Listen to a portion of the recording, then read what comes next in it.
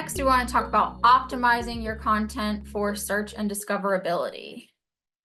There are a couple of places to do this. First is your profile or bio. You want to make sure that's as complete as possible. If you have an address that people visit you at, then make sure that you're putting that, especially in your Instagram bio.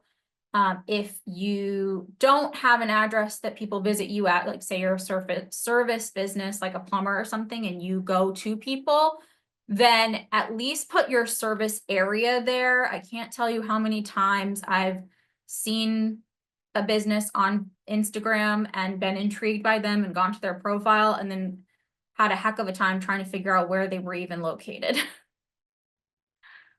But you also want to include, of course, who you are, what you do.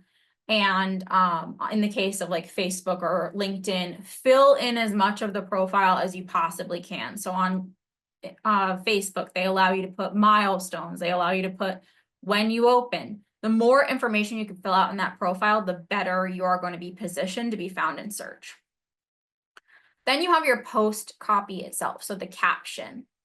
And we're seeing that on platforms like TikTok and Instagram, those are being used as a search tool over a traditional search engine. So 64% of Gen Z TikTok users use the platform as a search tool.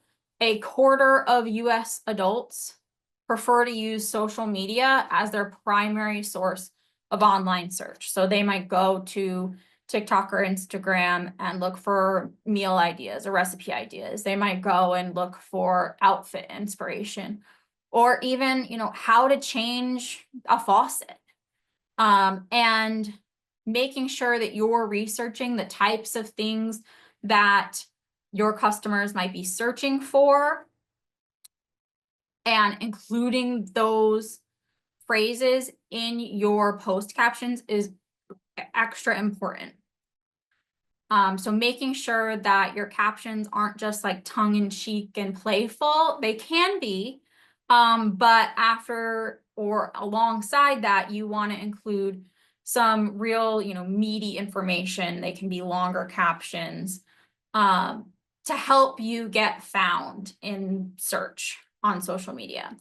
And then, of course, you want to include calls to action, driving to your website, whether it's, a post on LinkedIn or Facebook where you can link right in the post, telling people to see the website to view more, or if it's on LinkedIn or rather on Instagram or TikTok where you can't put a link in the particular post, perhaps say, see our link in bio for more information.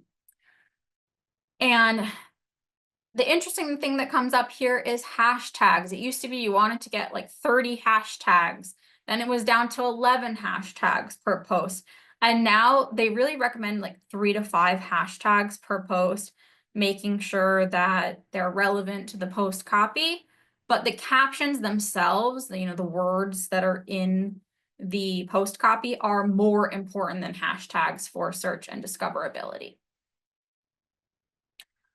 And then we have video captions. So adding like closed captioning to your videos so that anything that is being said in the video can be seen on the screen if somebody has their volume off or perhaps they're hard of hearing. This is really important. It doesn't necessarily feed the algorithm in the same way that the post copy does. But having captions on does impact how much time users spend on your videos. So for instance, I might be scrolling in public. I don't have my sound on. And if a video doesn't have captions, then I can't really experience the video at that time. I'm just going to scroll right past. And the more time that people spend on your videos, the more that the algorithm is going to push them out. And then finally, alt text. This is pertaining to your images. So on platforms where it allows, you want to make sure that you're adding alt text to your images. And I'm going to do a quick demonstration here. I know we're getting down to the wire on time and I want to leave time for questions. But on your Meta Business Suite, you can come in to your content section and create a post and add a photo.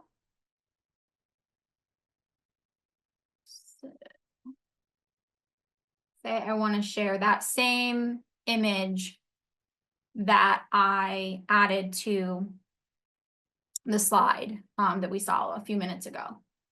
You're going to edit photo and then come down to alt text.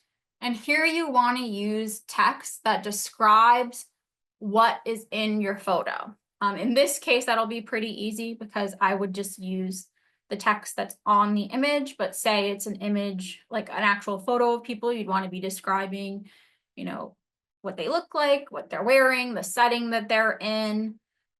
If you have a product or service that is being demonstrated in the photo, include that.